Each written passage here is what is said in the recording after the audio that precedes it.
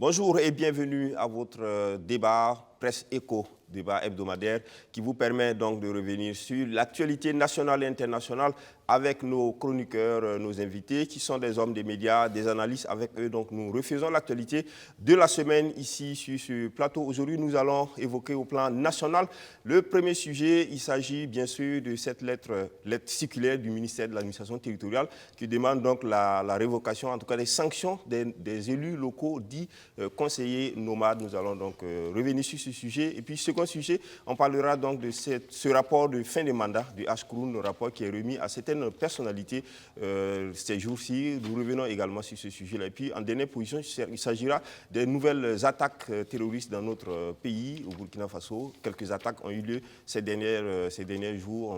Ces derniers jours, bien sûr, on va donc en parler. Et puis, en international, c'est le Tchad avec la situation politique post-Déby qui n'est pas du tout stable. Nous allons donc revenir sur ce sujet-là avec mes invités sur ce plateau. Je vais vous les présenter. Lengani Issaka. Lengani Issaka est directeur de publication de l'Opinion.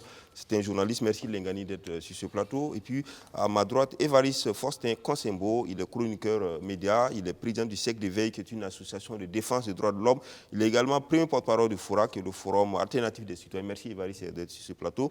Et puis, à sa droite, Atiana Oulon-Serge. Il est journaliste.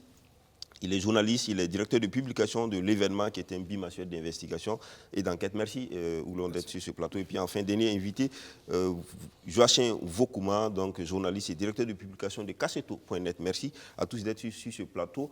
Merci de nous suivre. Cette émission est interactive dans sa deuxième partie. Vous pouvez, dès l'instant que le numéro s'affichera, vous inscrire sur notre liste pour pouvoir donner votre avis, donner votre intervention sur l'un des sujets qui vous aura certainement marqué. Et puis, on continue sur ce plateau. Donc, avec mes invités, affaire sanction des élus nomades. On va dire qu'il y a des élus nomades en quelque sorte, mais la question est que le ministre de l'administration territoriale a sorti donc une lettre circulaire dans laquelle il demande donc à l'administration, notamment au gouverneur, au commissaire et puis au préfet, donc notamment de sanctionner les conseillers qui ont eu à avoir des attitudes de nomades en étant élus d'un parti et en se comportant autrement avec d'autres partis lors des élections passées. C'est une situation qu'on va donc en parler, qui fait quand même des débats, parce qu'il est question aussi des textes. On a par exemple eu une décision du Conseil d'État dans cette affaire. Lengani Issaka. Je suis un peu gêné sur ce sujet. Pourquoi? Parce que ça tombe comme un cheveu dans la soupe, dans une pratique qui est courante. Parce que jusqu'au jour d'aujourd'hui, jusqu'aux dernières élections, notamment au niveau des élus locaux, les gens avaient cette habitude-là de valser d'un parti à l'autre, de soutenir un candidat autre que celui du parti duquel on répond, ou même de donner les parrainages à des candidats qui n'ont rien à voir avec le parti, qui sont concurrents avec le parti. Et jusqu'à plus du contraire, l'État, en tout cas, avait laissé faire. Aujourd'hui, on vient, patatras, tomber à bras raccourcis sur les gens. Ça donne l'impression d'un règlement de compte en réalité. Et c'est ça qui est vraiment troublant dans cette affaire et qui gêne. Sinon, mettre la discipline au niveau des militants, mettre la discipline au niveau du fonctionnement des partis, c'est une très bonne chose. Personnellement, je suis contre le nomadisme. J'estime que c'est un vol à ciel ouvert du suffrage d'une part, et même c'est indécent sur le plan moral d'avoir à se dédire sans prendre les conséquences du fait qu'on ait changé d'opinion. Lengani Issaka, dans la lettre du ministre, ici on voit par exemple que il y a les 3 cas de démission, la démission formelle d'élus locaux de leur parti, ça c'est formel, mais il y a l'inscription de certains élus locaux sur des listes de partis autres que celles des listes, donc celles de leur parti d'origine. Et puis il y a des élus locaux qui se sont illustrés de façon publique en faisant campagne auprès de d'autres partis qui ne sont pas leur parti d'origine. Oui, est-ce que tout ça, on peut considérer que ça c'est normal, oui, ou bien est-ce que, parce que la loi n'a rien dit, donc on peut aussi émettre des doutes sur les sanctions? C'est ça, je parle vraiment je dis, il faut de la discipline, c'est vrai, parce que quand tu es un élu élu d'un parti et tu vas t'inscrire sur une liste autre que celle du parti, la moindre des choses, c'est de démissionner. Mais si tu ne démissionnes pas, c'est au parti de prendre acte. Moi, je pense que ce sont les partis qui doivent mettre en route les règlements, parce que quelqu'un peut quitter un parti aujourd'hui et puis y retourner le lendemain. Donc, il n'appartient pas au ministère de... Bon, moi, je peux accepter que mes militants, mes conseillers aillent battre campagne pour un autre candidat, et à la fin de la campagne, si j'estime que ce militant peut m'être toujours utile, mais je le garde. Il n'appartient pas à l'État de me dire il faut le changer. C'est de la liberté et des partis et des individus. Mais quand l'État vient dire forcer, en quelque sorte, forcer les gens à sanctionner les militants, je dis ça, il y a quelque chose qui ne va pas quelque part. Ça donne l'impression qu'on veut profiter de la loi pour régler une situation. Et si on va en profondeur, c'est de ça qu'il s'agit effectivement. Parce qu'on sait que le MPP a beaucoup souffert de cette situation. Avec, par exemple, la naissance du RPI, on a vu une valse de militants, etc. Mais est-ce que c'est ça qu'on veut régler? Si c'est ça, je pense que c'est de la pire des manières. Il faut sensibiliser ces militants. Il faut faire en sorte que les militants du parti dénoncent ceux qui sont partis et fassent tout pour les mettre dehors. Il ne faut pas utiliser la loi, même si c'est possible de le faire, il ne faut pas utiliser la loi pour régler des problèmes de politique à l'intérieur des partis. Alors, Évariste Konsebo, on sait que c'est une décision du Conseil des ministres du 21 avril dernier qui a demandé à ce que les sanctions soient prises. C'est vrai que j'étais étonné de voir que ce type de décision-là se discute au niveau du Conseil des ministres. Moi, sincèrement, j'avoue que je me suis posé mille et une questions pour comprendre. Parce que s'il s'agit de la question de la discipline des partis, je pense que les partis disposent en leur sein des textes internes pour faire respecter la discipline. Il y a aussi la loi. Et s'agissant donc du sujet dont nous parlons, notamment le nomadisme ou la transhumance, vous savez très bien qu'il y a une loi au Burkina qui régit ça de façon claire.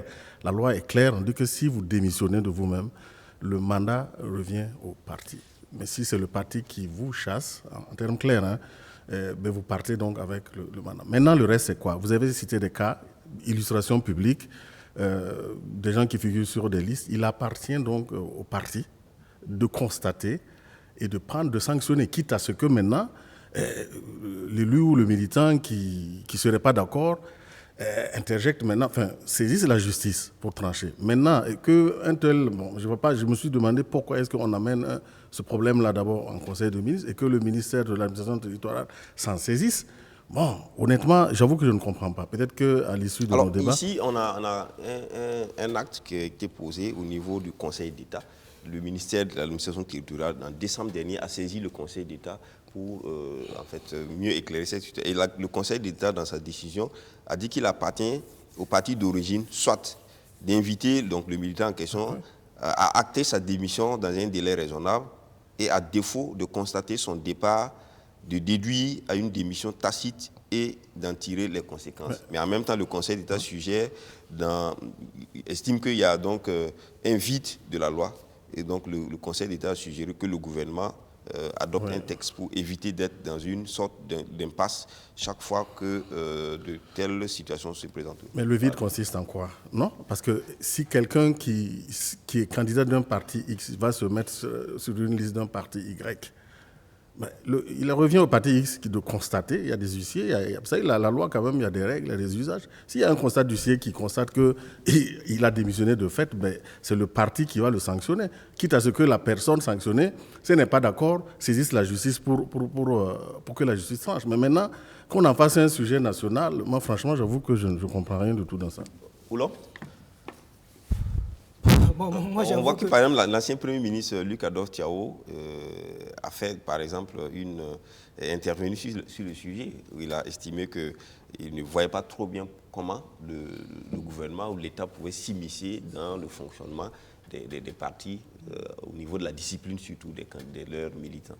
Non, moi, de façon globale, je suis vraiment mal à l'aise avec cette situation, parce que je crois que dans ce Burkina Faso de 2021, au 2 mai d'aujourd'hui, on a d'autres défis, d'autres problèmes plus sérieux que ces questions qui, évidemment, relèvent un peu des questions de discipline à l'interne au niveau des partis politiques. Et là, moi, je vais faire le prolongement du raisonnement de Lengani, justement. Je ne parlerai pas de règlement de compte, je crois que ça peut s'ajouter, mais moi je dirais que c'est comme si le parti au pouvoir utilise l'appareil d'État pour régler des questions en fait internes. Parce que si vous avez suivi un peu, il y a eu une instance de ce parti politique-là où on a constaté de fait que des gens sont partis et on a profité de les chasser en même temps. Et comme on ne peut pas récupérer les mandats de 2 conseillers et de maires, on dit au ministre d'État, qui est par ailleurs un responsable du MPP, de faire appliquer des dispositions du code électoral qui n'est pas... Les dispositions ne sont pas claires. Et comme vous l'avez rappelé, le Conseil d'État, en fait, justement, a précisé que dans le cas des conseillers municipaux, ce n'est pas clair, comme pour les députés. Parce que pour les députés, effectivement, vous avez vu à l'UPC, il y a eu des recours au niveau du Conseil constitutionnel. On a constaté qu'Élysée Kiamdé, en se mettant à la tête d'un parti politique, de fait, a démissionné de l'UPC. Donc, on a constaté qu'il a démissionné et il y a eu la déchéance de son mandat et son suppléant après. Dans le cas des conseillers municipaux, ce n'est pas le cas. Maintenant, qu'est-ce qu'il faut faire? C'est la parade, on refile la patate chaude au gouverneur ou au commissaire, on leur dit de trouver la formule pour pouvoir. Je crois que ça va être très compliqué et c'est dommage peut-être qu'on se retrouve à cette situation où apparemment c'est l'appareil d'État, on se retrouve pour régler des questions de discipline interne. Et là encore, c'est une gymnastique parce que dans le cas justement de cette récupération de mandat, il y a le bureau provincial de l'UPC au niveau du TUI, le Houndé, qui a tenté, qui a esté en justice justement pour récupérer le mandat de député de Nissa Bourema Yumo, justement, qui est allé au MBF, mais qui n'ont pas eu gain de cause au niveau du tribunal administratif à Houndé, parce que le tribunal administratif, je crois que finalement les arguments du maire et de son avocat ont prévalu, comme quoi ils n'ont pas eu le mandat du bureau national de l'UPC pour pouvoir demander, en fait, de constater, en fait, la démission de ce député maire, parce qu'il est en même temps député maire, il est député réélu sous la bannière du MBF, mais il a été élu sous la bannière de l'UPC. Mais je vais faire remarquer qu'un mandat, en principe, si on s'en tient au texte, un mandat n'est ni d'un parti politique, ni, je ne sais pas, d'un regroupement. Parce que si on s'en tient au texte, et c'est pour cela que c'est rappelé que le mandat de député, une fois on est élu, on n'appartient plus à un parti politique. Si on veut s'en tenir au cas strict des textes, c'est-à-dire qu'on est élu pour servir la communauté, pour servir en fait la population. Donc, sur ces questions-là, je pense que vraiment, on utilise l'appareil d'État peut-être pour régler des questions, parce qu'il y a peut-être des élections à venir, il faut régler les comptes de certains et puis passer à autre chose. Mais je crois que vraiment, on a d'autres soucis plus énormes que ces questions internes-là, parce que je ne pense pas que, par exemple, le maire de Barsalogo, au niveau Abdoulaye Pafarnam, qui a été élu maire ou du moins conseiller municipal MPP qui s'est retrouvé candidat à la députation sous la bannière d'un autre. Je ne pense pas que les préoccupations des populations de Barsalogo, c'est le fait que le monsieur s'est présenté sous la bannière d'un autre parti. Les gens ont d'autres soucis que ces questions-là. Et on aurait pu comprendre encore que si ça venait de la base, c'est-à-dire que ce sont les populations à la base qui disent « Nous t'avons élu parce que tu étais sous la bannière de tel parti, donc nous réclamons notre mandat », on aurait pu comprendre peut-être ces frustrations. Mais là, on est dans une situation, ce n'est pas le sommet, alors que ce sont des élections, des élections locales. On se retrouve dans une situation où l'État même risque de créer encore des tensions au niveau des populations. Parce que contrairement à ce qu'on dit, et je ne pense pas qu'il y a une étude qui a démontré le contraire. Je ne pense pas que les gens votent parce que c'est le MPP, parce qu'on croit à l'idéologie du MPP, parce qu'on croit au projet de société du MPP ou de l'UNI-PS ou tout autre parti. Mais les gens votent surtout au niveau local parce qu'il y a des leaderships locaux, parce que des gens, des hommes et des femmes ont fait preuve de leur contribution à un développement au niveau local. Et je crois que ces questions-là, il faut être vraiment très prudent. Et je dis, on a vraiment des soucis plus importants que ça. J'aurais pu comprendre qu'au Matadi, on se préoccupe de dire peut-être au préfet, à ses responsables administratifs, qui ne résident même plus dans leur communauté, peut-être de voir si la situation sécuritaire. On fait le point de la situation, on essaie de faire de sorte que l'administration puisse. Oui, sinon, le reste. Oui, mais est-ce que quand même, quand on regarde, est-ce que c'est la manière de procéder qui n'est pas la bonne, ou est-ce que c'est le fait lui-même qui doit être laissé comme ça? Je crois que les deux... La tentative a été quand même réelle d'endiguer le nomadisme politique avec des dispositions qui existent déjà. Mais il faut légiférer. C'est la manière qui n'est pas... Mais je crois que vous avez lu un avis juridique du Conseil d'État qui dit clairement qu'il y a un vide et qu'il faut prendre les dispositions. Je crois que pour les députés, la loi est claire. Donc si on constate qu'il y a une sorte de vide, ou bien la loi n'est pas très claire, qu'on légifère et qu'on passe à autre chose. Mais le Conseil d'État a donné aussi des démarches à suivre. Et je crois que le Conseil d'État a évoqué le cas des partis politiques, sont les partis qui constatent. Bien Donc, sûr. ce n'est pas l'État de s'immiscer dans ces questions-là. Le mandat, c'est pour servir la Moi, communauté. juste pour préciser que par rapport au juge véridique évoqué par le Conseil d'État, qu'il y a quand même jurisprudence. On peut faire une jurisprudence en se rapportant sur les cas des députés. Il y a suffisamment eu assez de cas pour que, le juge, de toute façon, quand ces dossiers-là vont arriver devant les juges, les juges... En tout cas, on peut dire par exemple que dans le code électoral, à l'article, on va dire 200, à l'article, je donnerai le numéro d'article, mais il est dit tout simplement que l'article 85 dispose que, non pas 85, 238 bien sûr, dispose que les conseillers municipaux sont élus au suffrage universel direct pour un mandat de 5 ans. Les conseillers sortants sont rééligibles. Tout conseiller donc, qui démissionne, municipal qui démissionne librement de son parti ou de sa formation politique en cours de mandat est remplacé par son suppléant. Il en est de même pour tout conseiller indépendant qui adhère à un parti ou formation politique. Non, je crois que ici, de quoi il s'agit, c'est tout simplement, à partir de quand on constate que quelqu'un a démissionné, pour le cas des donc conseillers il revient municipaux. au parti de faire le constat. Pour les députés, c'est assez clair. Je crois que là-dessus, le conseil, la voie est tracée, c'est le conseil constitutionnel qui constate que la personne a démissionné. Or, dans le cas des maires, qui constate que le conseiller municipal a démissionné et qu'on organise. Parce que quand le ministre d'État demande au gouverneur, au commissaire de faire appliquer, c'est dit qu'il faut constater d'abord la démission. Parce que là, les hauts commissaires ou les gouverneurs interviennent quand il s'agit de renouveler. D'accord. Alors, Bokouma, oui, bon. Ça devient un peu plus, un peu plus complexe cette affaire. Oui. Quand il n'y a pas des textes qui sont totalement bien écrits, on ne sait pas comment procéder alors qu'il y a aussi le problème qu'il faut résoudre. Oui, Lingani disait tout à l'heure que c'est une pratique qui existe depuis longtemps et c'est maintenant qu'il y a comme une sorte de réveil du gouvernement pour mettre de l'ordre. Je pense que tout ça participe de la volonté des pouvoirs publics d'apporter un peu d'éthique dans l'engagement politique. Quand on se présente sous la bannière d'un parti politique, c'est qu'on défend les valeurs de ce parti politique. Et pendant la campagne, on l'a remarqué. Chacun vient et dit « je suis CDP, je suis UPC, je suis MPP, je vous demande de voter parce que le MPP défend ceci, l'UPC défend cela ». Donc c'est sur la base des valeurs du parti qu'on est censé incarner, qu'on demande aux citoyens de vous donner leur suffrage universel. Ça, c'est quand même un engagement qu'on prend publiquement devant les gens. Et c'est conforme à l'engagement politique. L'engagement politique, c'est pas... Malheureusement, dans notre pays, l'engagement politique ressemble à une affaire. C'est-à-dire on se lance dans la politique comme si on se lançait dans des affaires. Je suis sous la bannière d'un parti politique aujourd'hui. Je gagne ce que j'espérais gagner. Demain, je vois que ça commence à décliner. Je sens qu'en allant de l'autre côté, tiens, mes affaires vont continuer de prospérer. Hop, j'y vais. Ce n'est pas sérieux. Ce n'est pas comme ça l'engagement politique. Il ne faut pas abuser aussi de l'état, du niveau de citoyenneté très bas de notre population pour manipuler leur suffrage à tour de bras. Évidemment, ça relève la responsabilité. C'est la question éthique et morale. Oui, mais la politique, c'est un engagement éthique d'abord. C'est-à-dire, quand on décide de s'engager au service de la collectivité, c'est un engagement éthique.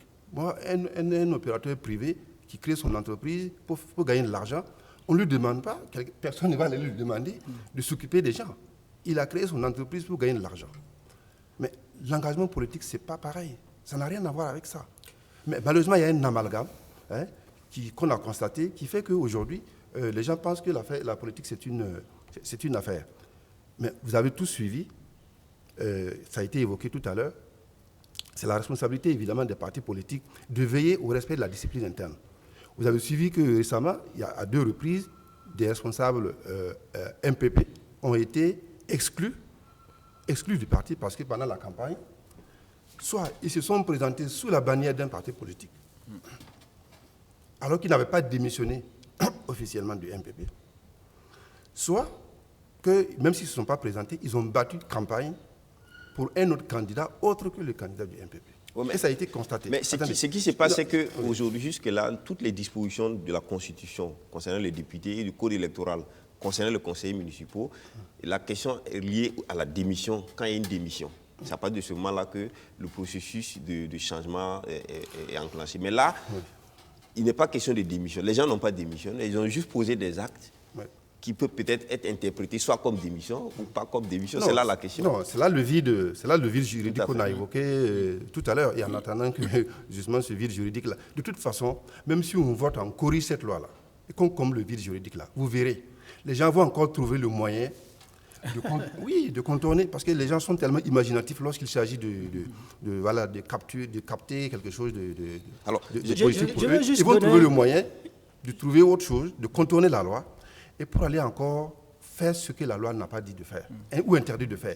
Mais ça, c'est pour ça que j'ai dit, quand on parle d'éthique, ce n'est pas une question de morale, c'est quand même aussi un exemple qu'on donne aussi aux jeunes qui veulent s'engager sur en la partie question de politique. l'éthique. Je voudrais prendre ce propos donc dans la décision du Conseil d'État. Le juge administratif dit ici qu'en principe, on peut arguer que les élus locaux sont d'abord élus en fonction de leur appartenance politique et de leur adhésion aux idées défendues par ce dernier.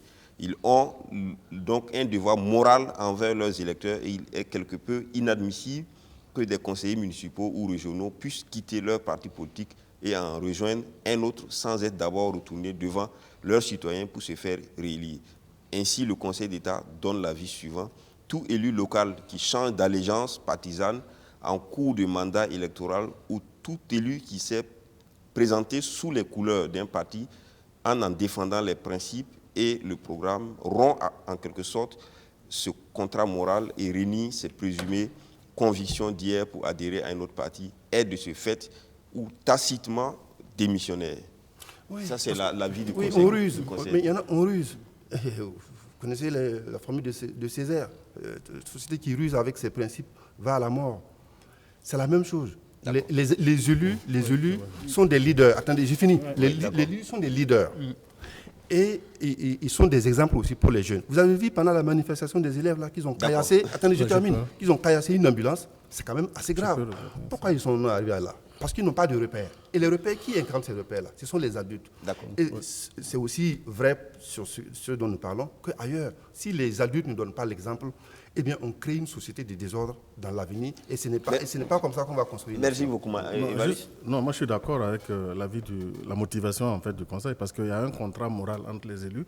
Parce que c'est vrai que c'est le principe du concept de mandat libre qui dit que, en fait, si vous regardez la Constitution, dit que les citoyens élisent des élus, ce n'est pas les partis, donc c'est la personne. Mais c'est vrai aussi que quand on accepte les candidatures indépendantes, vous savez très bien que très peu de candidats indépendants peuvent se faire élire. Donc, le parti aussi est important. Donc, une fois que vous êtes élu, c'est vrai que vous appartenez à la fois à la nation, mais vous avez des comptes à rendre aussi au parti. Alors, la question, c'est surtout est-ce que la démarche ici, selon l'avis du Conseil d'État, est ce qui est en cours aujourd'hui à travers la lettre circulaire du Matidi. Parce que le Conseil d'État a proposé d'inviter les concernés à acter leur démission dans un délai de raison, à défaut de constater le fait et de déduire à une démission. Oui, mais là où je ne comprends pas l'avis du Conseil, c'est quelqu'un qui est membre par exemple d'un parti X, il va se porter candidat sur une liste d'un parti Y. Mais le parti X fait constater par un huissier. Maintenant, il faut forcément aller devant le juge. Et on le démet. Maintenant, s'il n'est pas content, il va saisir la justice et chacun va donner ses arguments. Okay. Oui, Adrien Boulon. Oui, non, je voulais juste rappeler peut-être un cas s'est passé inaperçu. C'est vrai que ce n'est pas un conseiller municipal, mais pour le cas d'un député, je crois qu'on a tous suivi un peu la bagarre de l'UNUPS avec Alexandre Sankara. Il y a eu un premier rang. Parce que l'UNIPS avait demandé à ce que le Conseil constitutionnel constate qu'il a démissionné de fait parce qu'il ne participe plus aux instances du parti et qu'il ne s'intéresse plus au parti et qu'il a participé à l'Assemblée générale ou au congrès d'un autre parti. Mais le Conseil constitutionnel n'a pas donné raison à l'UNIPS à l'époque. Donc c'est pour dire que la question de la démission, ce n'est pas de la littérature, ce n'est pas de la dissertation. Il faut une preuve matérielle pour pouvoir constater effectivement soit la lettre de démission ou effectivement dans le cas de Élysée KMD où, je ne sais pas, c'était par erreur ou bien c'était par... il a été mal conseillé ou bien il a manqué de vigilance. Il s'est mis à la tête d'un parti politique. On a constaté effectivement que là, c'est une démission. Donc, c'est pour dire qu'il faut être très prudent.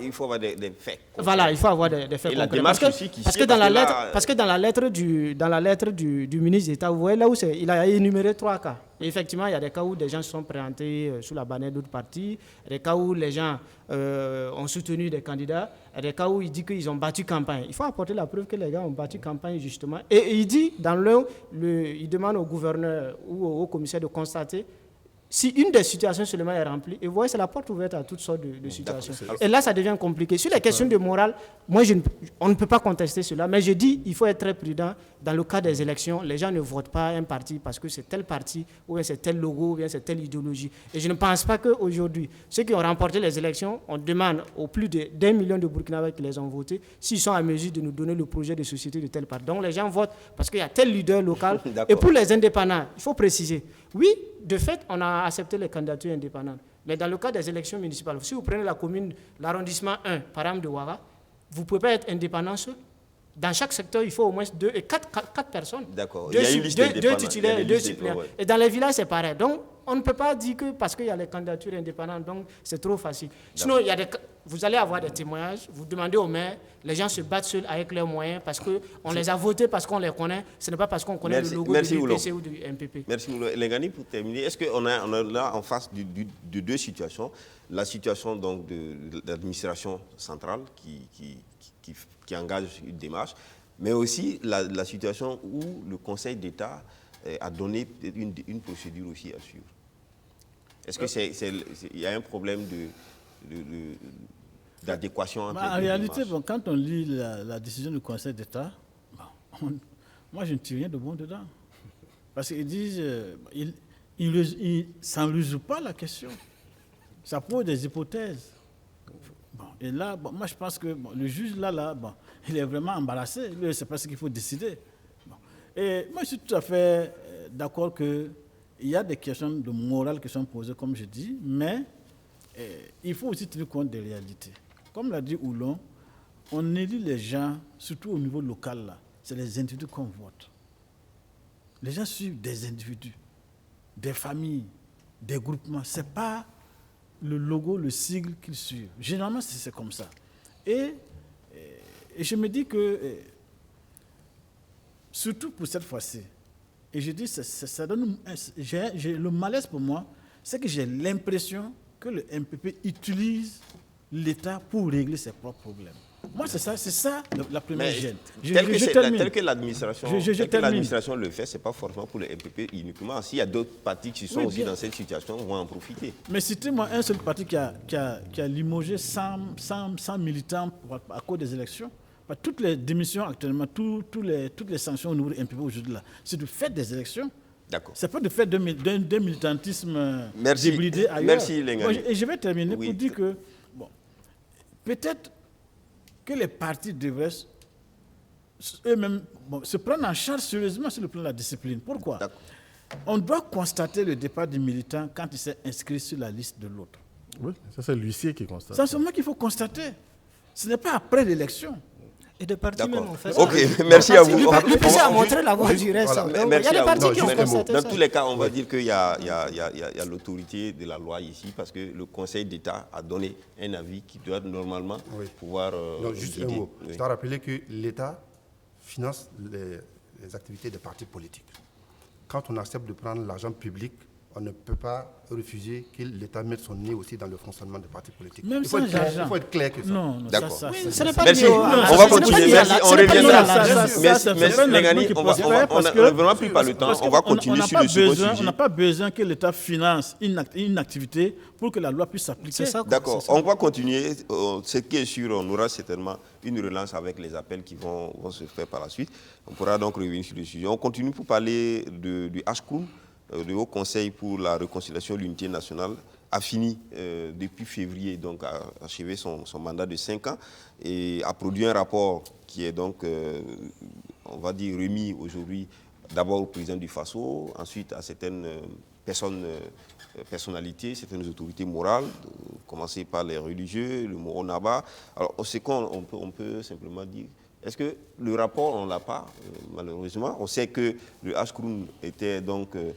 devait gérer 5705 dossiers, donc trouver les solutions, devait mettre en œuvre une stratégie de réconciliation nationale et puis devait s'occuper aussi de la question des biens confisqués ou spoliés des uns et des autres. Alors, est-ce que le Haskoun a atteint cet objectif? On n'a pas de rapport, la presse n'en a pas.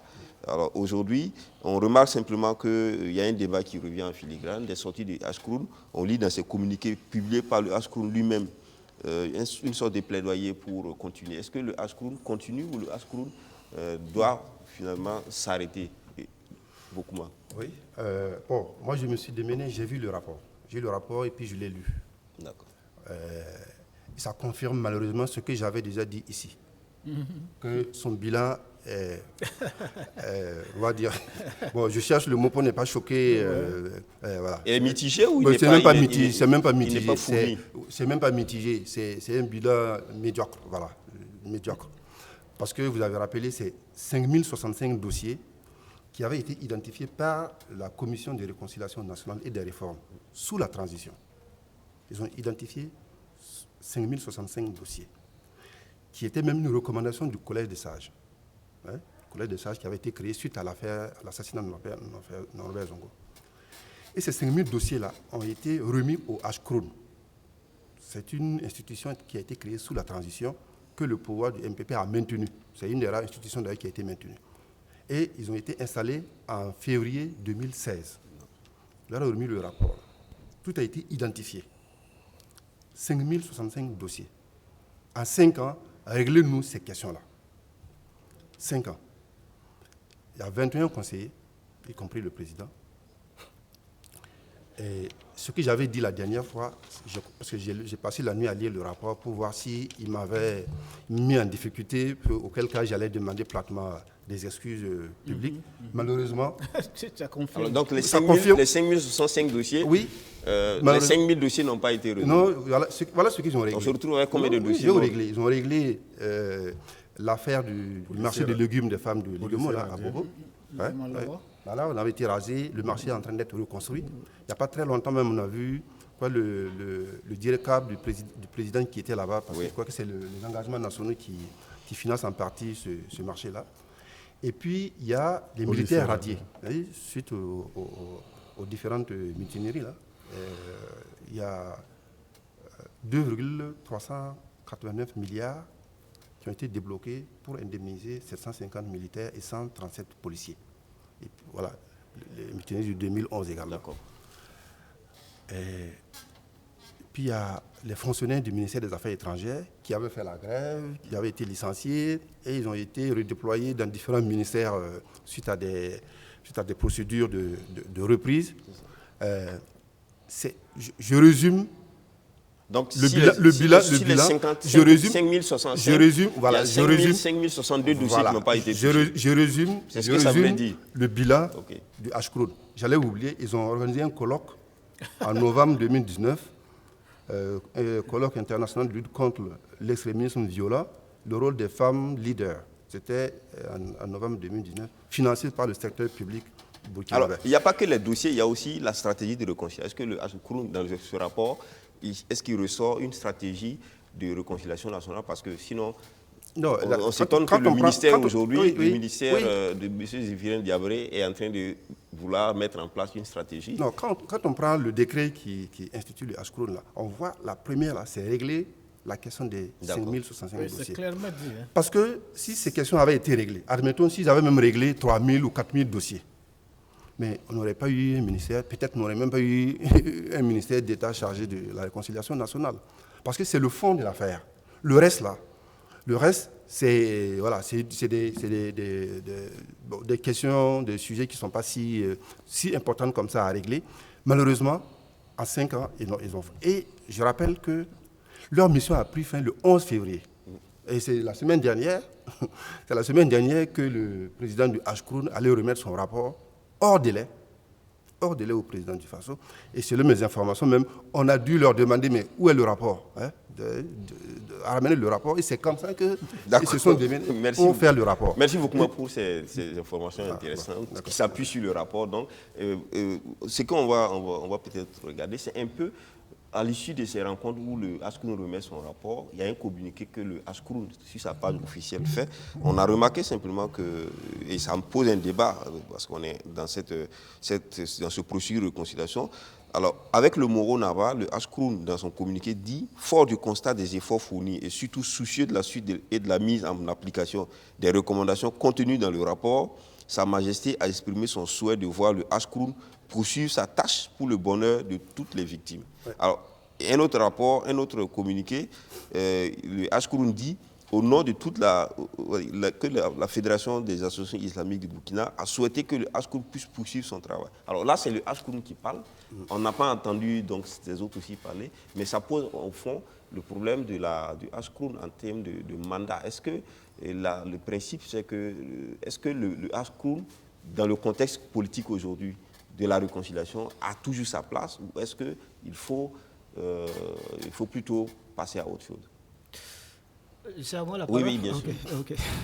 Non, bon, je ne sais pas, par rapport aux structures que vous avez citées, sont des structures morales et religieuses. Je ne sais pas quelle est leur place dans la République pour décider de la suite d'une institution décidée dans le cadre d'un état de droit. Mais bon, si ça permet aux gens d'avoir des soutiens moraux pour pouvoir espérer peut-être une continuité. Bon, libre, après, je crois que c'est des questions de la République. Mais je crois que ça permet aussi de répondre à votre question tout simplement et préciser que je ne pense pas que le Ashkroun devrait continuer au-delà. Parce que si on rappelle le contexte, Vokuma l'a dit déjà, c'est une suite de la Commission nationale de la réconciliation, de la Commission de la réconciliation nationale et des réformes décidées sous la transition, qui elle-même est une structure en fait de la charte de la transition, parce que la Commission de la réconciliation nationale et des réformes fait partie de la transition et qui est une structure rattachée au Premier ministère à l'époque. Et parce que même là encore, je me rappelle que quand il y avait l'écriture de la charte de la transition en novembre 2014, la commission devrait être un organe à part entière. C'est à l'issue des tractations que l'aile de Zida, qui représentait l'armée, a décidé de rattacher, à faire les modifications pour que la commission de la réconciliation nationale soit rattachée au Premier ministère.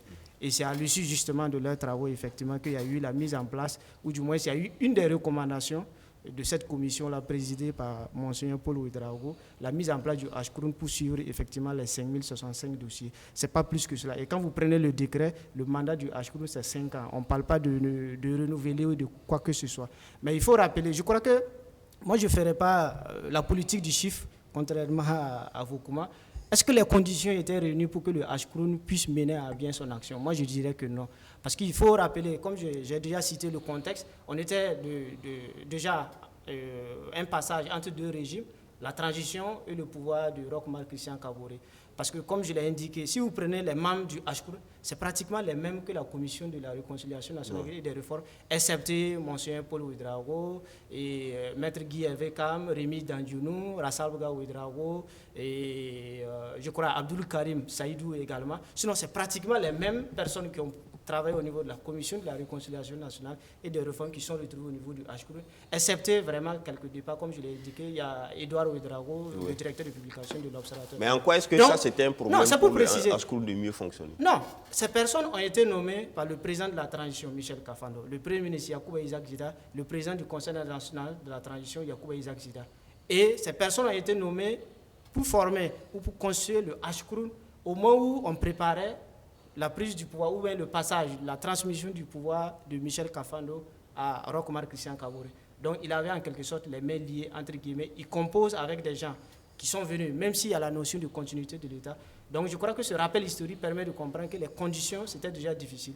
Et il faut rappeler qu'il y a eu une bagarre au niveau du Ashkroun également, qui ne les ont pas permis de travailler. Parce qu'il y a eu une bagarre jusqu'à ce que Benoît Kambo, qui est décédé, qui a été par la suite ambassadeur du Burkina au Tchad, qui est décédé par la suite, et pour que Léandre Sommet et Léandre Bassolé plutôt viennent prendre la place en 2017.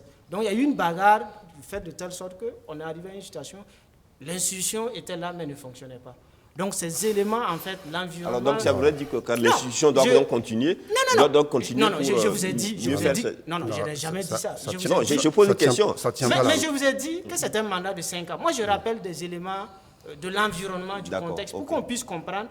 Et aussi rappeler que cette question de réconciliation, c'est toujours en fait une notion tous les partis, depuis Blaise Compaoré, 92, 2001, on a toujours utilisé le pouvoir qui arrive et qui n'a pas la possibilité d'encadrer les choses, de pouvoir contrôler la direction. Évidemment, on fera de telle sorte où on ne crée pas les conditions pour que ça marche. Et du reste, le ministère de Zéphirin Diabré, c'est un ministère qui est rattaché à la présidence du FASO. Donc, on veut avoir un regard sur ce qui va se passer. Merci. Mais, indépendamment de ça, je crois que c'est encore une perte de temps, une perte d'argent, effectivement, pour tout ce qu'on a eu à mettre comme moyen pour pouvoir aboutir. Avec le Ashkroun, alors, Évariste Konsebo, quelle analyse par rapport à tout ça? Est-ce que on voit là que bon, ce qui se dit, c'est une forme de communication, de plaidoyer pour que le Ashkroun puisse continuer à exister, à travailler? Est-ce qu'aujourd'hui, dans ce contexte, il faut toujours le Ashkroun à sa place, à côté du ministère donc, de M. Zéphirin Diabré, ou est-ce qu'il faut rationaliser, que ce soit le ministère qui continue? Qu'est-ce qu'il faut faire aujourd'hui?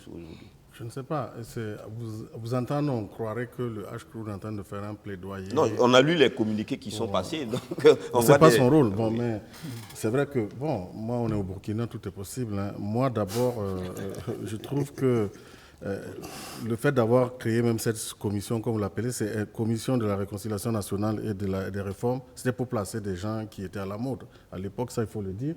Parce que, voyez-vous, on cite de Gaulle 5065 dossiers. Mais ces 5065 dossiers ne sont pas sortis ex nihilo. Moi, je vous renvoie au ministère de Ramo Ouedraogo, qui avait d'abord travaillé à les recenser.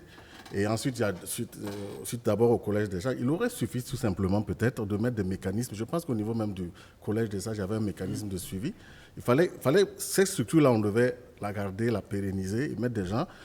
Parce qu'on travaille sans mémoire. Donc, comme il l'a dit, chacun qui arrive et qui veut maîtriser donc, le processus, on met table rase. Voilà, je n'ai pas fini, je peux continuer. La question. Donc maintenant, c'est vrai qu'on constate que c'est un échec. Mais bon, cet échec aussi est lié aussi au contexte et à la nature des missions. Parce que vous savez, il y a des dossiers de divers natures, crimes économiques, atteinte aux droits de l'homme, spoliation, crimes politiques. Vous pensez que, déjà même avec le nouveau ministère, avec tous les moyens qu'on semble avoir dégagés, vous voyez que ça piétine, c'est déjà même des grandes difficultés, ne serait-ce que sur la question même des crimes politiques. Donc, ce n'est pas aussi évident que ça. Je ne dis pas ça à la décharge donc, du Ashkroun. Maintenant, si on doit reconstruire cette structure, il faut d'abord faire le diagnostic, le bilan, voir qu'est-ce qui a fait que ça n'a pas marché, parce qu'apparemment, ça n'a pas marché. Ça, il faut avoir le courage aussi de le dire. Alors, Lengani, pour terminer sur ce sujet. Mais pour terminer, ça n'a pas marché.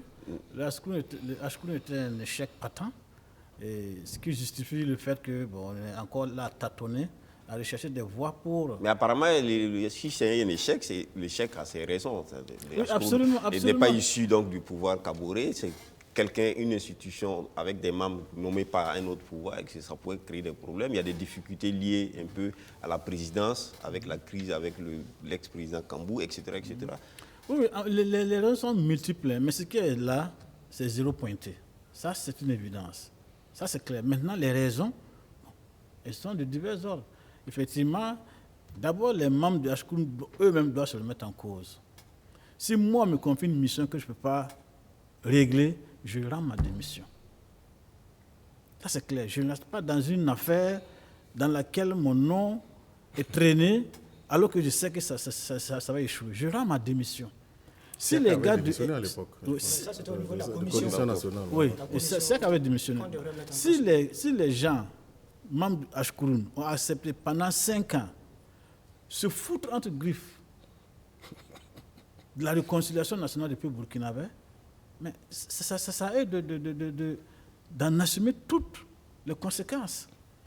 Moi, je ne suis pas fier aujourd'hui. Je ne vois aucune fierté dans l'action du président Bassolé. Comment est-ce qu'on peut aller présenter un tel rapport au Moro Nava, ou un tel rapport aller présenter, et ne sait pas à qui, la Fédération des associations. Et on a le courage de sortir dire que le monsieur dit que bon, vous avez bien travaillé, il faut poursuivre. De qui on se fout? Du Moro Nava ou bien de nous? Ou bien c'est de nous tous? Moi, je pense que ce n'est pas honnête. On vous a confié une mission, on vous a donné des moyens. Si vous ne pouvez pas remplir la mission, vous dites « je ne peux pas » et je laisse.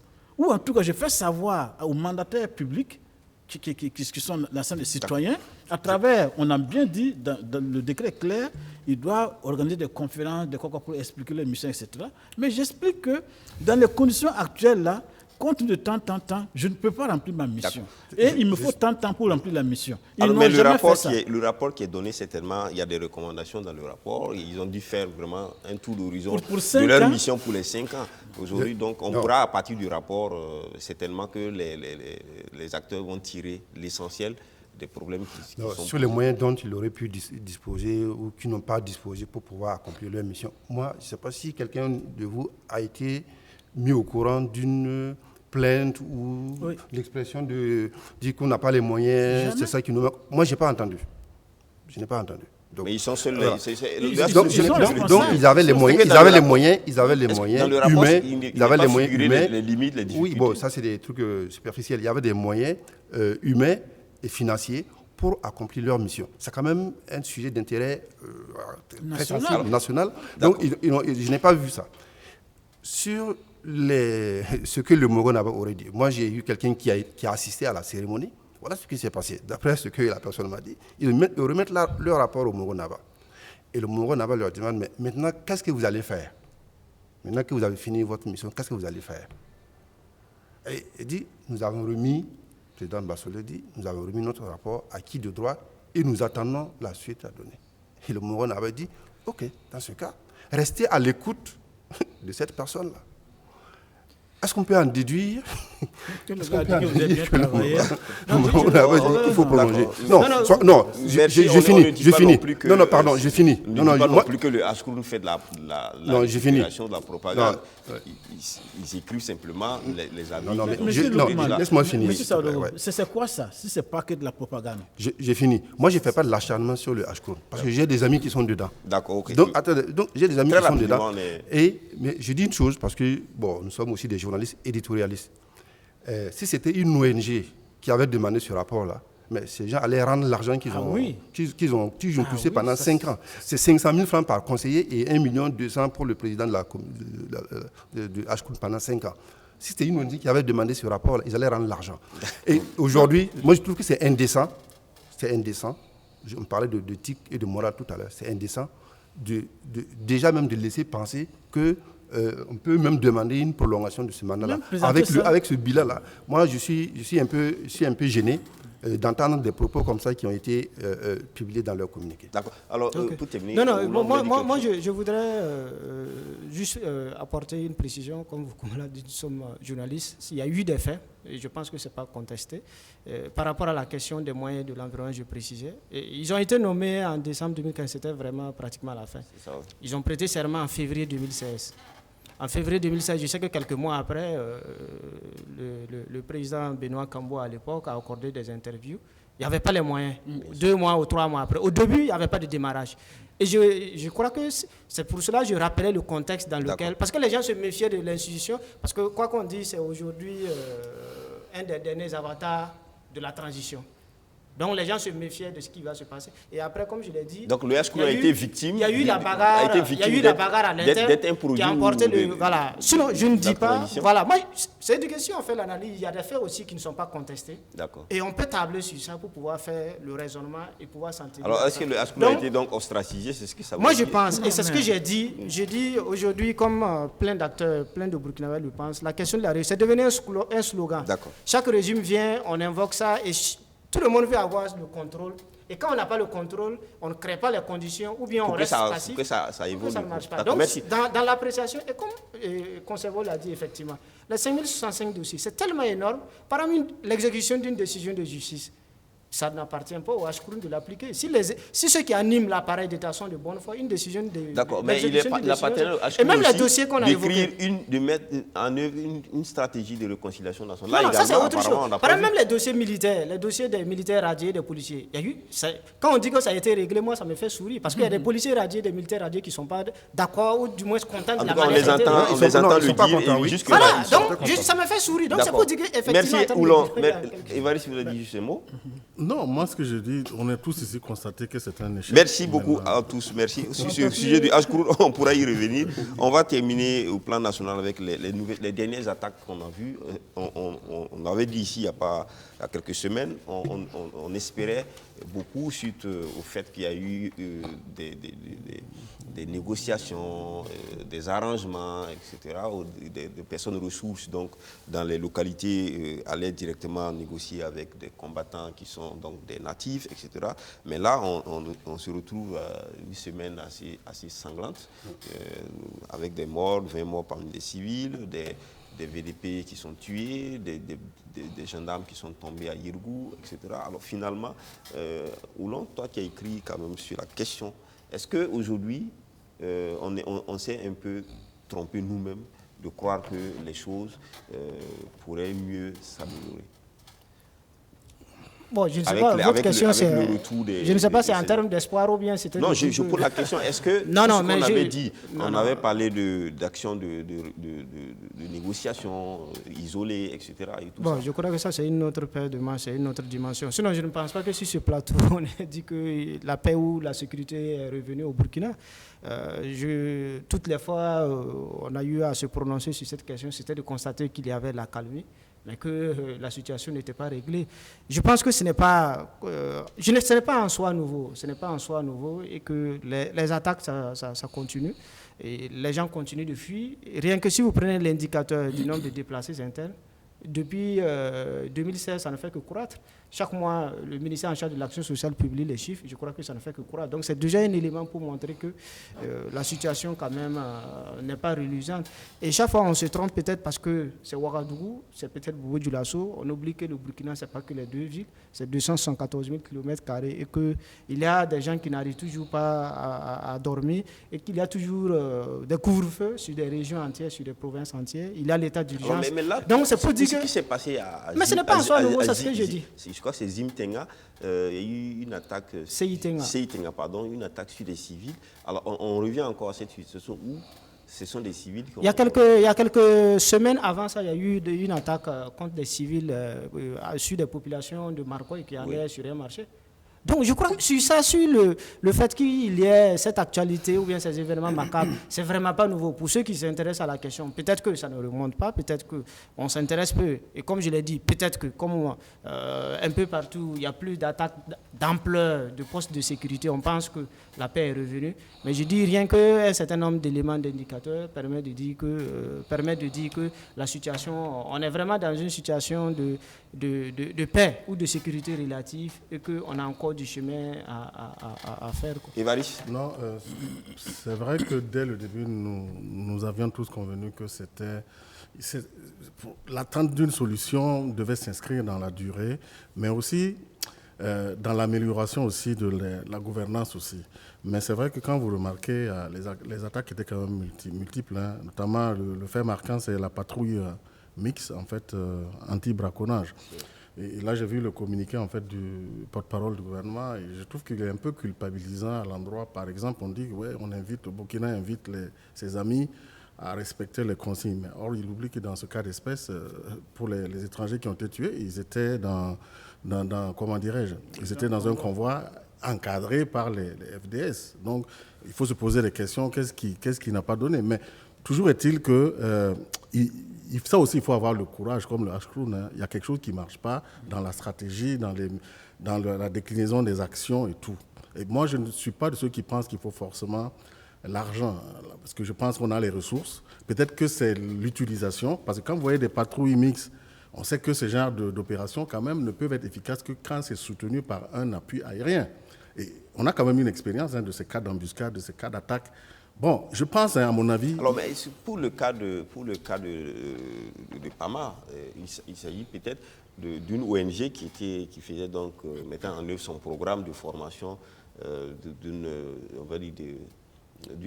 équipe comment on appelle ça, d'agents forestiers et tout, et que les journalistes sont venus pour couvrir. Oui, mais il y avait une patrouille mixte. Les acteurs de ces ONG étaient encadrés par des FDS. Mais la patrouille mixte était justement ceux qui venaient donc d'être formés.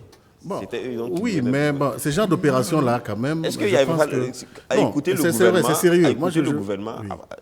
Les gens se sont aventurés dans une zone qui est comme une zone ils étaient accompagnés quand même. Ils ne sont pas allés, les trois journalistes tous seuls isolés comme ça. Ils étaient accompagnés. C'est dans le cadre quand même, je ne sais pas, d'une patrouille. Alors, donc, je n'ai pas fini, en fait. Je pense que cette question-là, Bon, c'est vrai encore, à la décharge de ceux qui pensent que nous tous ici, au regard donc de la gravité de la situation, avons accepté de faire des efforts pour accompagner en fait nos dirigeants que les électeurs ont choisis. Mais ça ne veut pas dire qu'on va faire un accompagnement aveugle. Et je pense que face à un sujet aussi grave que ça, mais s'il y a quelque chose à dire, il faut le dire. Mais pas dans le sens de détruire, mais de construire. Je pense qu'il faut revoir la gouvernance en fait en matière de sécurité.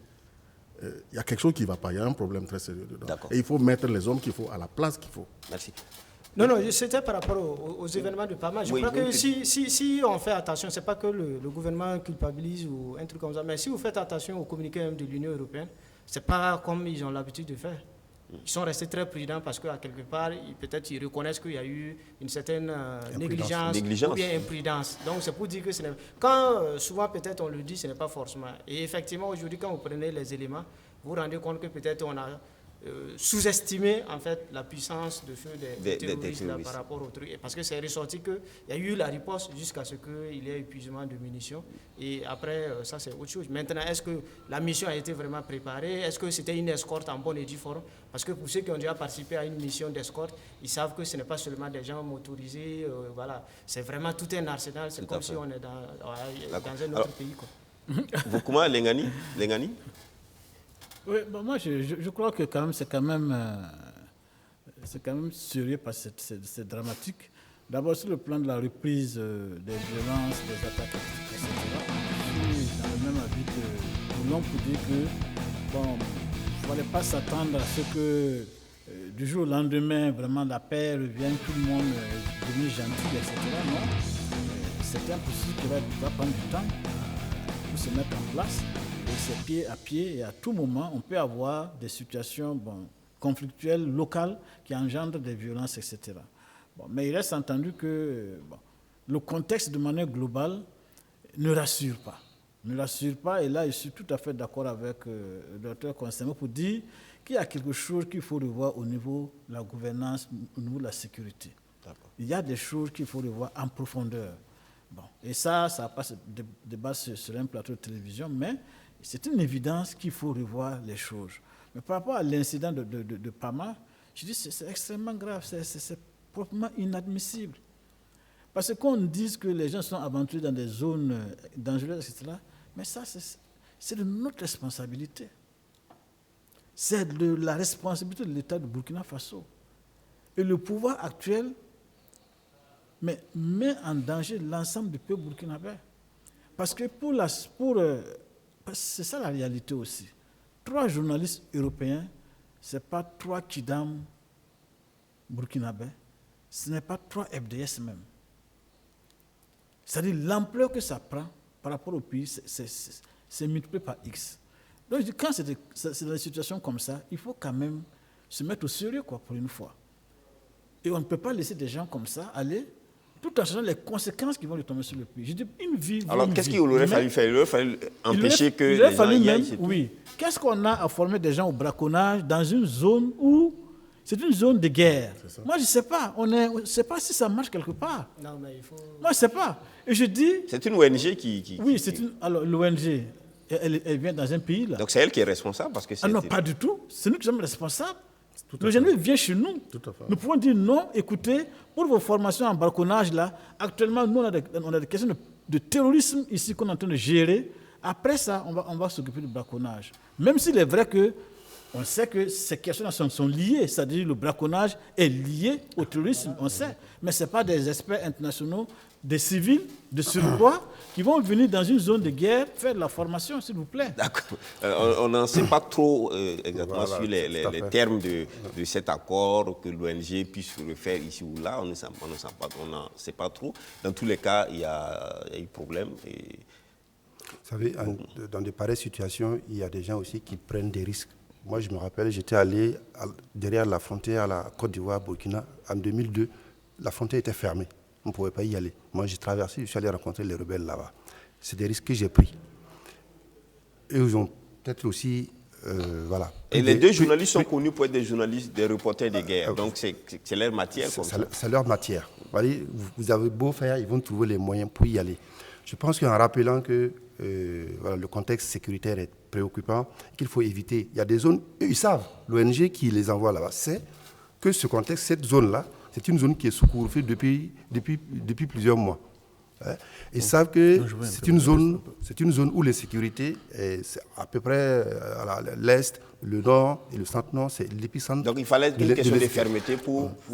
Bon, je pense que c'est irresponsable, je l'ai dit, c'est irresponsable de la part de cette ONG-là d'engager une équipe aujourd'hui dans cette zone-là pour faire une formation, pour faire un truc anti-braconnage. Je ne veux pas dire que l'État n'a pas la responsabilité, ça se passe chez nous, et comme a dit Lengani, je pense que dans de pareilles situations, le gouverneur de la région aurait dit clairement, moi je ne vous autorise pas à y aller. Tout à fait. Maintenant, s'ils se lèvent notamment, ils traversent, ils y vont, c'est peut-être ce qui s'est passé, je n'en sais rien, mais même si le gouverneur ne le dit pas, l'ONG après des renseignements, c'est ce qui se passe dans la zone. On aurait pu peut-être trouver un autre cadre. Non, pour l'ONG, en fait, il y a des faits, c'est-à-dire que l'ONG n'est pas tombée du ciel. C'est dans le cadre de la mise en œuvre d'un projet et par rapport à la lutte contre le braconnage, et comme Lengani l'a reconnu par la suite, la lutte contre le terrorisme, là, c'est tout un pas. Et c'est ça notre difficulté. On ne s'assoit pas pour dire on lutte contre après on va lutter contre le braconnage. Parce que le braconnage fait partie des sources d'enrichissement des groupes terroristes. Surtout dans donc cette c'est zone. un élément. Dans cette zone. Donc c'est pour préciser, l'ONG n'est pas tombée du ciel. C'est dans le cadre de la mise en œuvre d'un projet justement pour lutter contre le braconnage que cette ONG est intervenue. Il y a eu une formation. Je crois qu'après, au fur et à mesure avec le temps, les informations vont sortir. Vous allez vous rendre compte que oui, il y a eu de l'imprudence, oui, il y a eu de la négligence, mais dit que c'était une irresponsabilité. Je trouve que le mot est assez fort. C'est par rapport au massacre en fait, des populations civiles, notamment qui reviennent. Moi, je pense que l'expérience des VDP, nous l'avons analysé tous ici. Je n'arrive pas à comprendre pourquoi au Sahel, c'est un peu plus compliqué ou c'est plus lent. Parce que je pense que ça pourrait être une bonne réponse, en fait. Parce que si les populations, en fait, au Sahel arrivent à s'organiser, ben, elles pourront quand même éviter des massacres et des assassinats. Merci. On va passer à notre sujet international, le Tchad, mais restons un peu à Ouagadougou, à la mairie. Ces derniers temps, on a eu du rififi entre ces travailleurs dits occasionnels et jusqu'à ce que l'ancien maire Simon Compaoré soit appelé à la rescousse pour régler ce problème. Alors, Vokuma, un mot pour chacun sur ce sujet-là, parce qu'il est question de travailleurs, etc. De quoi il s'agit concrètement et quel est le problème? Enfin, de ce qu'on sait de ce dossier, il s'agit de travailleurs de manœuvre occasionnelle que la mairie recrute depuis 2000 pour exécuter des tâches quotidiennement. C'est-à-dire tous les matins, si vous allez par exemple à l'ANPE, vous voyez des gens qui sont assis, qui attendent qu'on vienne les recruter.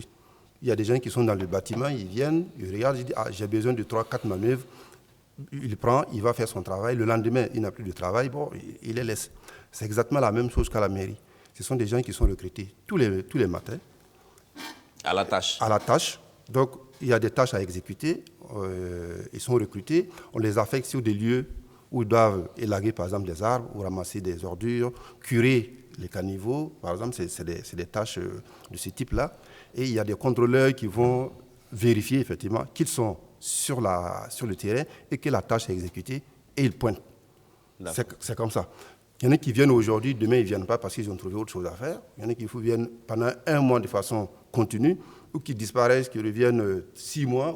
Parce que voilà, ils n'ont pas d'engagement. Il n'y a pas d'engagement. Il n'y a pas d'engagement. Voilà, il n'y a pas d'engagement comme ça, c'est des occasionnels. Alors, il se trouve que depuis 2000, effectivement, il y a des gens qui sont continus. C'est-à-dire, quotidiennement, ils sont là, ils sont engagés, ils font... et c'est une partie de ces gens a estimé que, compte tenu de la permanence justement de leur recrutement, il fallait... ils ont exigé 3 choses. Leur intégration dans la fonction publique territoriale, la reconstitution de leur carrière et l'affiliation à une caisse de retraite. Bon. Ce sont des points sur lesquels, selon les textes actuels, les communes, là, la commune de Ouagadougou, de Bobo, de Lasso, par exemple, ne peuvent pas exécuter ça. Est-ce que ces questions-là étaient au départ de leur entrée? Oui, bien sûr, puisqu'ils se sont fait accompagner par un syndicat. Et bon, vous connaissez les moyens qu'utilisent les syndicats pour obtenir satisfaction. C'est, par exemple, le moyen le plus extrême, c'est la grève. Voilà, ils ont lancé un mot d'ordre de grève illimité en novembre 2020. Et entre-temps, puisqu'il fallait bien exécuter les tâches, ramasser les ordures, eh bien, les services techniques de la mairie se sont réorganisés et ont fait appel à des associations qui travaillent avec elles, qui ont fait ce travail-là. Et en février, ils ont écrit une lettre pour dire qu'ils mettaient fin à leur mot d'ordre de grève. Donc, ils reviennent pour reprendre leur travail. Bon, sauf qu'en temps, il y a des gens qui avaient pris leur place. Donc, il n'y a plus de travail pour eux. Donc, non, il n'y a plus de travail comme ça pour eux dans l'immédiat. Mais il semble que la mairie a bien dit que ce n'était pas exclu. Il n'y a pas eu un rejet systématique. Alors, mais l'ancien maire Simon est venu faire quoi dans cette affaire? Oui, parce qu'ils avaient saisi le Haut Conseil pour le dialogue social. Ok, d'accord. Et donc, ils avaient soumis leur dossier. Le Haut Conseil pour le dialogue social est rentré en discussion avec la mairie. C'est pour ça qu'ils ont appelé le maire, Simon Compaoré, pour qu'il l'explique, puisque c'est lui qui l'a créé en réalité. D'accord. Voilà. Okay. C'est un héritage social un peu délicat qu'il faut traiter avec humanité. Et c'est ce qui se passe. En 30 secondes, est-ce que, Oulon, sur ce sujet-là, la mairie doit pouvoir intégrer ces personnes-là dans la fonction publique territoriale comme ils le veulent, comme ils le disent? Bon, c'est la revendication des travailleurs. Je pense qu'il faut appliquer les textes simplement et que je pense que si c'est depuis 2000 jusqu'en 2021, 20 ans et que les gens sont de façon permanente, je crois que c'est de fait qu'il faut constater que c'est des gens qui travaillent pour la commune. Il n'y a pas de raison à se deviner ou à dire que c'était occasionnel ou c'est journalier ou c'est ceci, cela. Donc là-dessus, je crois qu'il faut appliquer les textes et puis faire droit. Sinon, je ne pense pas que vous et moi, pendant 20 ans, vous continuez à mener des activités. Mais si c'était s'il y avait une finalité à ça, c'est-à-dire que si les textes disent effectivement que 10 ans après, c'est le texte le dit, 10 ans après on devient fonctionnaire, on est intégré, bon là ça se comprend. Autrement, ça va être difficile. D'abord, sous réserve de connaître les mécanismes de gestion de ce personnel, je ne sais pas si c'était géré en interne ou en externe, mais par rapport donc au mode de saisine, parce que beaucoup m'ont dit que ces personnes ont saisi le Haut Conseil du dialogue social et non le tribunal de travail. Je suppose qu'ils ont privilégié peut-être la voie de règlement à l'amiable. Donc, les syndicats connaissent le droit.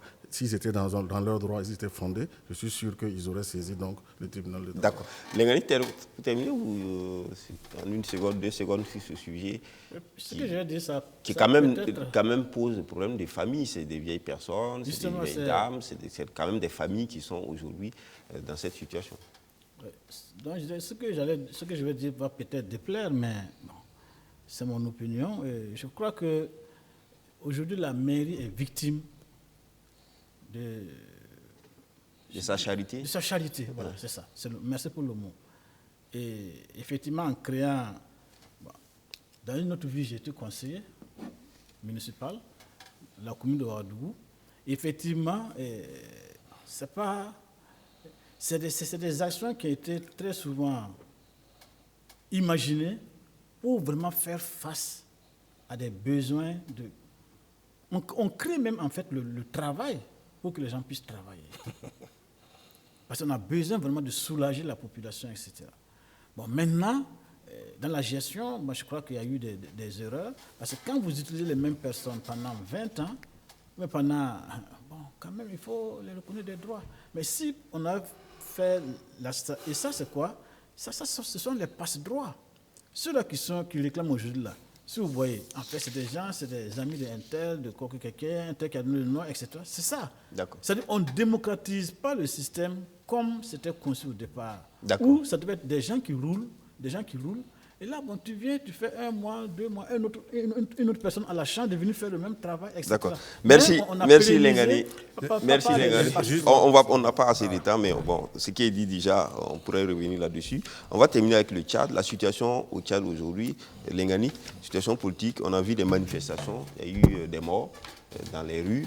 Et le président Emmanuel Macron de la France, qui donc fait partie de ces pays-là, ces puissances qui soutiennent donc la junte au pouvoir, a fait une sortie d'ailleurs où il a essayé de préciser la position de la France par rapport au pouvoir militaire, c'était d'ouvrir des négociations et non pas de créer une dictature au Tchad.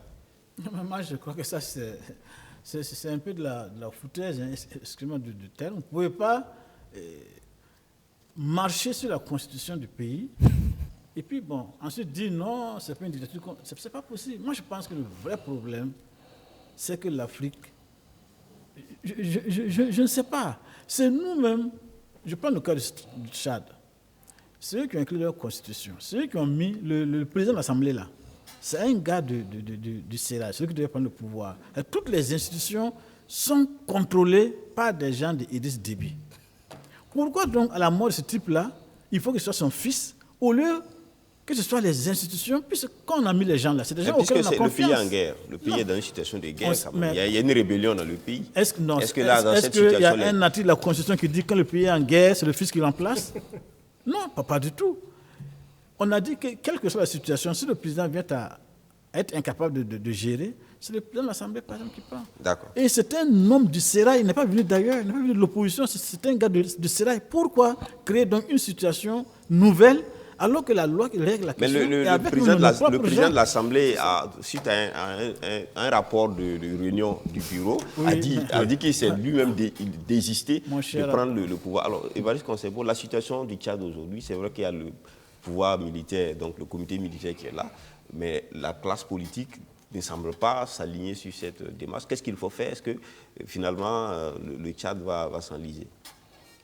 La classe politique, est-ce qu'elle existe? Elle existe peut-être. Il y a eu des manifestations appelées par l'opposition. Bon, moi j'ai trouvé ça vraiment... Je ne sais pas si c'était un mot d'ordre, en fait, c'était irresponsable, parce que vous envoyez des gens carrément contre un système militaire dur, et on a vu la répression qui s'en est suivie. Je ne sais pas si c'était vraiment être responsable. Mais c'est vrai que le Tchad, c'est une démocratie militaire, tout le monde le sait. Maintenant, tout le reste, là, c'est un apparat qu'on a installé dans le décours. Et pour que ça fonctionne, que ça donne l'apparence au moins d'une démocratie fréquentable. Mais n'empêche quand même que les réalités demeurent militaires. C'est un pays qui a toujours été militaire, avec un système militaire. Vous pensez que le président de l'Assemblée qui a abdiqué, il sait très bien qu'il ne peut pas. Il sait très bien qu'il ne peut pas tenir. Donc, il connaît vraiment la nature et où se trouve le vrai pouvoir. Donc il a dévancé l'Ouganda. Mais c'est ça, il n'a pas le choix. D'accord. On va prendre notre premier téléspectateur, M. Sawadogo, donc, qui appelle de Kaya, qui lui, voudrait évoquer les nouvelles attaques. M. Sawadogo. Oui, bonjour. Bonjour. Moi, je voudrais revenir sur les attaques. D'accord.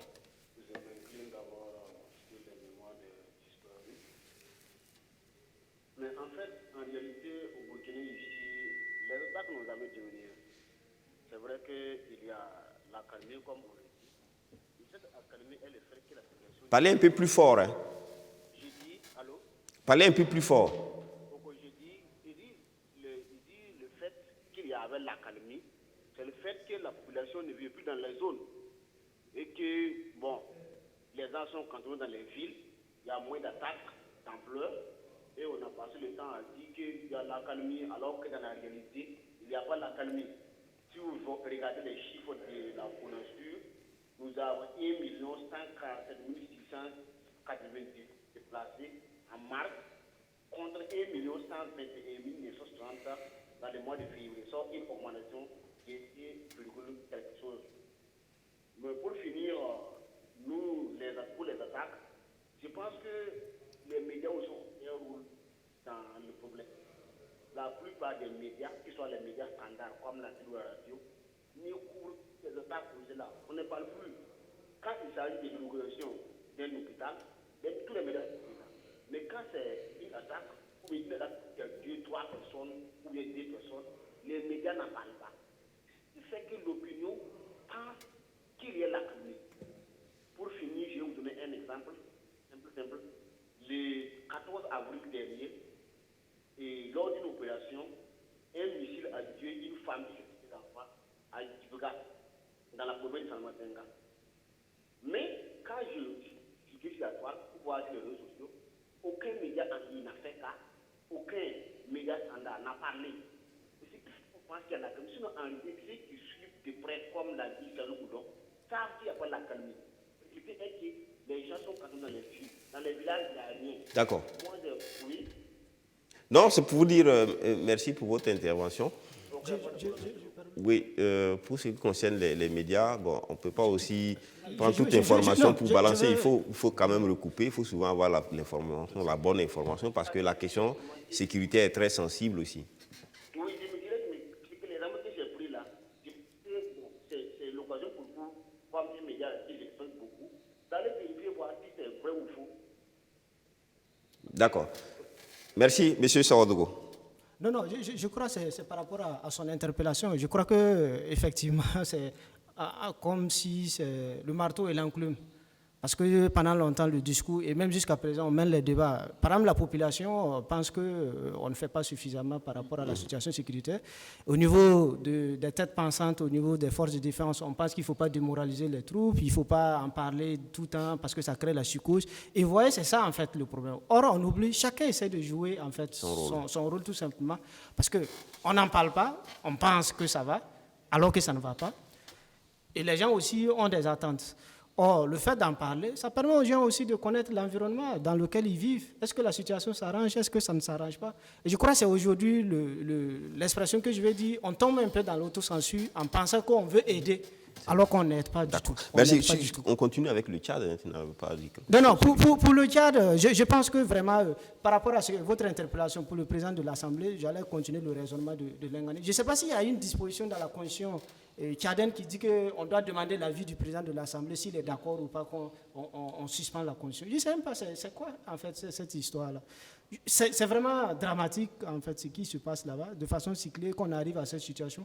Tout le monde se met à quatre pattes devant le fils. Bon, quand je vois même l'image, quelqu'un de 37 ans, général 4 étoiles, je crois qu'à quelque part, Zida même doit sourire parce qu'il dit qu'ici, lui, il était lieutenant-colonel, il a voulu se donner 2 petites étoiles et on est d'accord. Merci. Non, mais c'est pour dire que la solution au Tchad appartient au Tchad. Il ne faut rien attendre de la France, des États-Unis ou de quoi que ce soit. Ni l'Union africaine. Voilà, ni l'Union Merci. africaine. On va prendre notre deuxième téléspectateur, M. Ibrahim Kaboré, qui est à Ouagadougou et appelle concernant les affaires de sanctions des élus dits nomades. Monsieur Kaboré. Oui, bonjour. Bonjour. Allez-y très rapidement pour votre interview. Merci bien. Bon, par rapport au nomadisme des politiciens, moi je voudrais dire que le gouvernement est en train de se préparer pour les élections de 2025. Vous le savez que au sein même du parti au pouvoir, il y a des partis qui se sont créés au sein même du MPP. Et donc pour préparer ces élections de 2025, voilà pourquoi le gouvernement est en train de prendre toutes ces mesures-là. Sinon, un politicien, quand les gens parlent d'éthique et de morale, en matière de politique, un politicien n'a pas d'éthique, un politicien n'a pas de morale. À commencer même par le premier responsable. Parce que quand on vous dit de chercher un menteur dans ce monde-là pour faire un sacrifice, prenez un politicien. Parce que c'est des gens, ils n'ont aucun éthique, ils n'ont aucune moralité. Tout ce qui les intéresse là, c'est leur intérêt égoïste. Monsieur Kaboré, est-ce que vous n'êtes pas trop excessif? Dire que les politiques n'ont pas de morale, est-ce qu'il n'y a pas des brebis galeuses comme il y en a dans les affaires, comme il y en a, je ne sais pas qu'est-ce que vous faites dans la vie, mais comme il y en a peut-être dans votre secteur professionnel aussi? Oui. Le nom d'un politicien au Burkina Faso qui est honnête, il n'est pas malhonnête. Mais lui-même. Non, je n'ai pas de nom malheureusement, mais je considère qu'il ne peut pas vaquer des immoraux partout. Oui, une triste réalité. D'accord. Et en plus aussi, vous allez prendre dans les communes là, il y a des maires qui sont en même temps des hommes d'affaires. C'est possible pour les marchés publics dans la commune, parce que les deux partis d'opposition, on ne peut pas lui donner un marché. Qu'est-ce qu'il va faire? Donc il va revenir dans le parti D'accord. dirigé par où le maire dirige, pour pouvoir avoir les marchés publics. Donc il faut que le gouvernement prenne ses responsabilités pour prendre des textes qui puissent vraiment sanctionner tous ceux qui font entrave à la liberté de toutes ces politiques. Merci, M. Kaboré. Oui. fait sourire, mais je trouve qu'il faut qu'il relativise quand il dit que tous les politiciens ne sont pas honnêtes.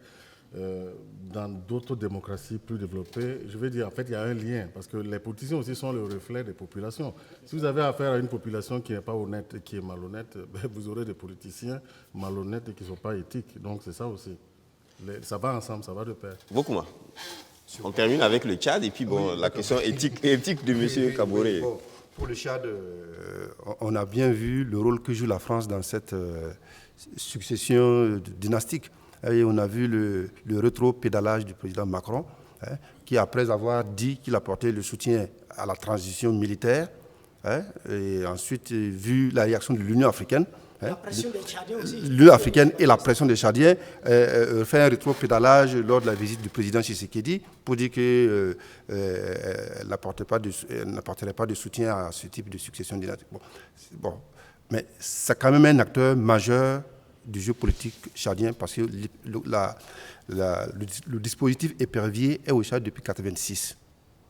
Et ce dispositif-là joue un rôle dans les changements de régime au Tchad. Aujourd'hui, si Déby, ça revient au débat qu'on a mené ici la semaine dernière, j'y n'étais pas là, mais j'ai suivi. Quand on dit que Déby est mort on va prendre le dernier téléspectateur, puis on te redonne la parole pour terminer. Monsieur Konaté, appel de Ouagadougou, lui, il voudrait s'intéresser au Ashkroun. Monsieur Konaté. Oui, bonjour. Bonjour, allez-y. Vraiment, quand j'ai écouté l'émission, il y a une partie, il y a un de vos invités qui a dit que le Ashkroun a mis dans son rapport qu'ils ont réglé le cas des policiers et militaires radiés. D'accord. J'avais des larmes aux yeux. Vous avez eu des larmes aux yeux? Oui, parce que je suis Pourquoi? concerné. Pourquoi? Oui, je suis un des concernés. Ok. Voilà. Par rapport aux radios de la police nationale. D'accord. Allô? Donc la situation n'est pas réglée? Non, puisque le Ashkroun même a dit sur les zones que les 136 policiers sont reconnus non coupables. Ils sont reprochés de rien. Comment vous pensez que quelqu'un qui n'est reproché de rien, on parle de réconciliation, on ne met pas dans ses droits. On lui trouve 3 millions. 3 millions qui est une compensation pour la carrière de quelqu'un qui a une femme, qui a des enfants. Et au Burkina, on sait que quand tu es fonctionnaire, il n'y a pas qu'une femme et des enfants qui sont derrière ça. Il y a peut-être toute une famille de telles personnes. Et depuis combien d'années on est assis, et les gens nous demandent souvent, vous ne pouvez pas faire d'autres travail. Moi, depuis, avant que je sois né, il y a des politiciens qui font de la politique. Jusqu'aujourd'hui, ils sont toujours politiciens. Il fallait leur demander pourquoi ils n'arrêtent pas de faire la politique. Parce que c'est cette fois-là qu'ils ont choisi. Nous, on a choisi cette politique. Alors, Monsieur Konaté, en tout cas, dans le rapport que semble-t-il, dans le rapport, la question policier radié semble bien figurer comme étant vidée et qu'il y a quelque chose de 2 milliards qui a été donc consacré à ça. Mais on a rappelé sur ce plateau que c'était pas réglé. Donc, voilà. En tout cas, c'est le rapport du Ashkroun qui le ressort. Maintenant, vous dites le contraire. Excusez-moi, je vous dis que je suis un concerné direct. D'accord. Moi, je vous donne les détails. Il a été dit que... Allô? Allez-y. Une seconde pour terminer votre phrase. Oui, moi je suis un concerné direct. Il a été dit que je suis reproché de rien. Ça veut dire qu'il y a des gens qui ont brisé ma carrière. D'accord. Et en retour, ils me donnent 3 millions pour dire que d'aller m'asseoir. D'accord. Merci. C'est normal dans un pays de droit où on peut faire une réconciliation. Et une vraie réconciliation, moi je trouve que sincèrement, ça, le Ashkroun, ils n'ont pas arrêté de garder le nom du Bobo Nava et puis les réfugiés, de dire qu'ils veulent qu'on les réconcilie. Parce que le travail qu'ils ont fait là, vraiment, ils ont créé plus de malheur que de bien. Merci, Monsieur Konaté. Merci pour votre intervention. Évariste, une seconde. On va terminer avec toi. Évariste, il nous est revenu que dans ce dossier des policiers et militaires radiés, il y a beaucoup de mécontents. Et, Non, mais on l'a dit la presse en avait fait écho depuis. Monsieur Konaté vient de soulever vraiment un point important. Maintenant, moi, je ne sais pas comment les mécanismes ont fonctionné. Parce qu'apparemment, il semble ne pas être satisfait. Mais est-ce qu'il a encore une possibilité d'ester en justice? C'est ça aussi peut-être. En fait, ce qu'il faut préciser, comme il a dit, les 3 millions, il y a certains qui ont accepté de prendre l'argent, il y a d'autres qui ont refusé. Et justement, ceux qui ont accepté, je crois que vous signez un engagement pour ne plus l'engager. D'accord. Comment pour terminer? Sur quel sujet? Non, mais bien sûr, c'était un peu sur le Tchad, voilà, oui. Et puis bon, terminer. Voilà. Donc, ce que je veux dire, c'est qu'effectivement, la pression des Tchadiens a permis aujourd'hui certains de faire un rétro-pédalage, mais la situation n'est pas stable. On ne sait pas très bien, à la date où nous parlons aujourd'hui, et on ne sait pas ce qui va se passer demain. Est-ce qu'on va rétablir la Constitution et remettre le président de l'Assemblée nationale dans ses fonctions pour conduire la transition? On n'en sait rien. Mais tout ça, c'est un rapport de force. C'est un rapport de force. Parce que le président de l'Assemblée a lui-même dit qu'il a... Mais si lui ne veut pas, on peut donner à son vice-président. Oui, mais il y a un rapport de force. Non, c'est un rapport de force. Quand on prend le Tchad, est-ce que le Tchad aujourd'hui, c'est une transition civile qui peut réellement se mettent en place dans un pays où il y a une rébellion qui occupe... Bon, ça c'est au Chardien de décider. Ça c'est au Chardien de décider. Les militaires ne sont pas des extraterrestres. Ça c'est au Chardien de décider. D'accord, ok. Voilà. Merci à tous. Les militaires sont aux ordres des politiques. Merci. C'est le politique civil, Merci. celui qui Merci. donne les ordres et puis les Il faut militaires sortir de ce exécutent. complexe. Merci à vous. Merci C'est la réalité, sur ce c'est pas le plateau. complexe. Merci. Il Merci devient à tous. militaire. Il a pu régler les questions Merci. des rébellions qui viennent de façon civile. Merci à vous qui nous avez suivis et merci de nous suivre tous les dimanches, donc Presse Éco. Donc, nous faisons ici le décryptage de l'actualité nationale et internationale avec mes invités. Aujourd'hui, j'étais donc avec Évariste Faustin-Kossebo, chroniqueur média, président du cercle d'éveil et président et premier porte-parole du Forum alternatif des citoyens. Merci d'être passé. Et Lengani Isaka, directeur de publication de l'Opinion, c'était un journaliste, donc merci d'être passé. Et puis juste à sa droite, Vokuma Joachim, directeur de publication de Kasseto.net. Et puis enfin, dernier invité, Serge Oulon Atiana, il est donc essayiste. Il est directeur de publication de l'événement, qui est un bimensuel d'investigation. Merci à vous qui nous avez suivis. On se donne rendez-vous la semaine prochaine pour un autre numéro de Presse Éco, si Dieu le veut.